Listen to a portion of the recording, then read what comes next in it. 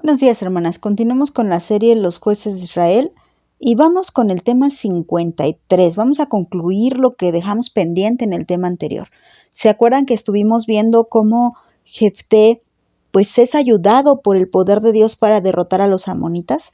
Pero le faltaba algo a Jefté que sí hubo en el caso de Gedeón, la presencia de Dios. Ciertamente Dios utilizó a Jefté para cumplir un propósito. Pero eso no quería decir que Jefté gozara de la gracia de que Jehová estuviera con él, como sí lo hizo con Gedeón.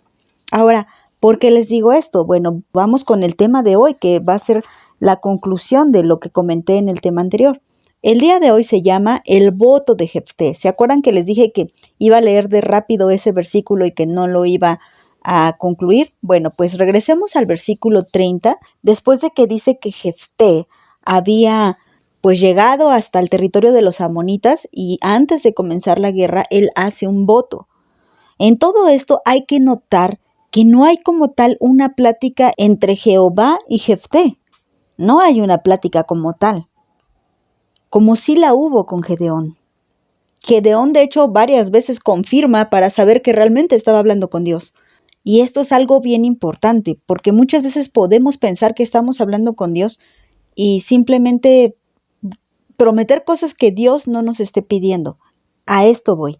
Vamos a leer versículo 30 y 31 otra vez. Dice, y Jefté hizo voto a Jehová diciendo, si entregares a los amonitas en mis manos, cualquiera que saliera de las puertas de mi casa a recibirme, cuando regrese victorioso de los amonitas, será de Jehová y lo ofreceré en holocausto. ¿Cuál es el problema con esto?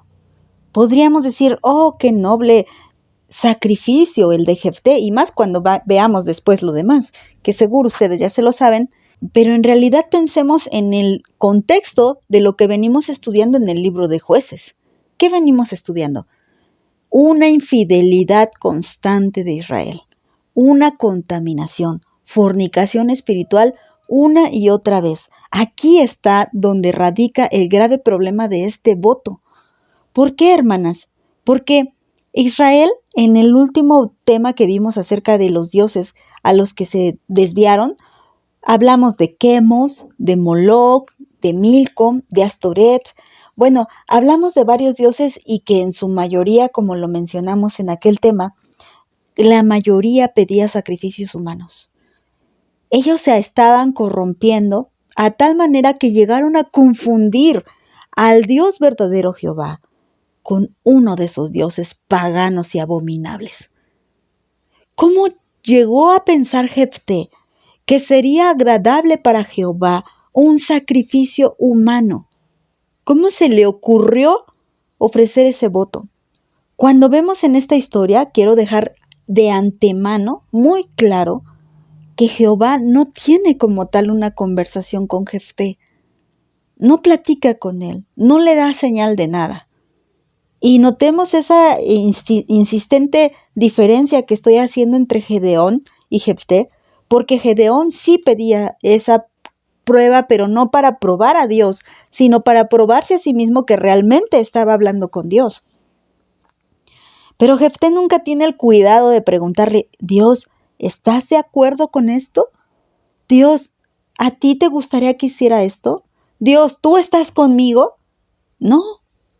Simplemente la Biblia nos lo presenta a él como un hombre valiente, esforzado y valiente.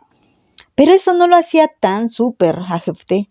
Sí, claro, no era un hombre flojo ni ocioso, y eso era bueno. Pero eso no tiene nada que ver con la presencia de Dios en tu vida. Claro que el que tiene la presencia de Dios en su vida será esforzado y valiente. Pero ese extra hace la diferencia, hermanas. Jefté no gozaba de la gracia de tener la presencia de Dios en su vida. Él no tenía comunión con Dios. Él no tenía comunicación con Dios. Nunca vemos a Jehová platicando con Jefté. Y aquí es una muestra. Cuando le dice, yo te voy a sacrificar en holocausto a la persona que salga a recibirme. Y él se ata con sus propias palabras. Bueno, sigamos leyendo. Dice el versículo 32. Y fue Jefté hacia los hijos de Amón para pelear contra ellos, y Jehová los entregó en su mano. Es decir, Jefté le dice, Señor, si tú me entregas a los amonitas en mis manos, yo te doy a cualquiera que salga a recibirme. Bueno, ¿qué crees? Que si Jefté hubiera sabido la voluntad de Dios, él hubiera sabido que sin ningún voto, escúchame bien, hermana, sin ningún voto, Dios ya le había entregado a los amonitas en la mano de Jefté. Porque ese era el plan de Dios. Pero Jefté no platicaba con Dios. Por eso no sabía que no era necesario que él ofreciera ningún voto. Si él hubiera conocido a Dios, hubiera sabido que él tenía misericordia de ellos. Anteriormente ya vimos que dice que el corazón de Dios se angustió por causa de la aflicción de los israelitas. El Señor ya se había propuesto ayudarles antes de que apareciera Jefté en escena. Pero Jefté, esforzado y valiente, a su manera, a su modo, en su forma, él dice, Jehová, yo te doy esto, pero tú me das aquello. Esto es una clara evidencia de que Jefté no conocía a Dios y de que Jefté tuvo la osadía de considerar a Dios igual que Quemos, igual que a Moloc, igual que a Astoret, igual que a Baal. Él consideró que a Dios también le agradaban los sacrificios humanos. Piensa en esto, los otros pueblos, ¿por qué presentaban sacrificios humanos a sus dioses? Pues para recibir un favor, y también porque les temían, porque pensaban que ellos les iban a hacer algo, y mejor preferían matar a sus hijos, a sus mujeres, antes de recibir ese mal para todo el pueblo. Tenían una idea torcida de lo que era Dios verdaderamente. Pero bueno, era lógico porque sus demonios así eran. Pero Jefté pensó que Jehová, nuestro Dios santo, puro, apartado de toda clase de mal y abominación, lo consideró de igual forma, hermanas. Esto es detestable. Sigamos en el versículo 34. Entonces volvió Jefté a Mizpa, a su casa, y he aquí su hija que salía a recibirle con panderos y danzas, y ella era sola, su hija única. No tenía fuera de ella hijo ni hija. Y cuando él la vio, rompió sus vestidos diciendo, ¡ay, hija mía! En verdad me has abatido, y tú misma has venido a ser causa de mi dolor, porque le he dado palabra a Jehová, y no podré retractarme. Y bueno, es que ¿cómo se le ocurría a Jefté hacer semejante promesa? Y como les digo, él llegó a considerar que Jehová era como cualquiera de esos dioses paganos. Y bueno, es que ¿cómo se le ocurre a Jefté hacer tan semejante promesa? Esto, les digo nuevamente, evidencia cómo Jefté no conocía a Dios. Y también, bueno, ponte a pensar, solo tienes una hija y no tienes más, ¿quién más va a salir a recibirte? Tal vez pensó que alguno de sus siervos, a lo mejor hasta pensó que su mujer, pero su hija. Y muchas veces hacemos a Dios promesas sin meditar en lo que estamos haciendo. Por eso Santiago nos dice que no prometamos, que nuestro sí sea sí, nuestro no sea no, pero que no andemos jurando ni prometiendo nada. Nosotras como cristianas ya no deberíamos de tener esa palabra de te lo juro, te lo prometo en nuestro vocabulario. ¿Y saben por qué no debemos prometer a Dios? No porque no querramos comprometernos con Él. Eso es erróneo. No es por eso, hermanas. Más bien no debemos hacerle promesas a Dios, hermanas, porque debemos de tener temor de Dios y debemos de saber, hermanas, que nuestra condición pues es débil delante de Dios y que va a haber promesas que no seamos capaces de cumplir. Y que también, como somos faltas de entendimiento muchas veces, va a haber promesas que estemos diciendo a la ligera y que no tengamos realmente conciencia de lo que estemos hablando. Sí, no digo que no nos comprometamos con Dios, claro que sí. Pero en ese compromiso con Dios, pidámosle a Dios sabiduría y sobre todo humilde. Señor, si a ti te agrada, ayúdame a hacer esto. Señor, si a ti te agrada, ayúdame a comprometerme con esto otro. pero tengamos cuidado con eso de andar prometiendo. Y bueno, dice el versículo 36, vamos a leer lo que hace su hija. Dice, ella entonces le respondió, Padre mío, si le has dado palabra a Jehová, haz de mí conforme a lo que prometiste, ya que Jehová ha hecho venganza de tus enemigos, los hijos de Amón. Y volvió a decir a su padre, concédeme esto, déjame por 2 meses que vaya y descienda por los montes y llore mi virginidad, yo y mis compañeras. Él entonces dijo, ve, y la dejó por 2 meses, y ella fue con sus compañeras y lloró su virginidad por los montes.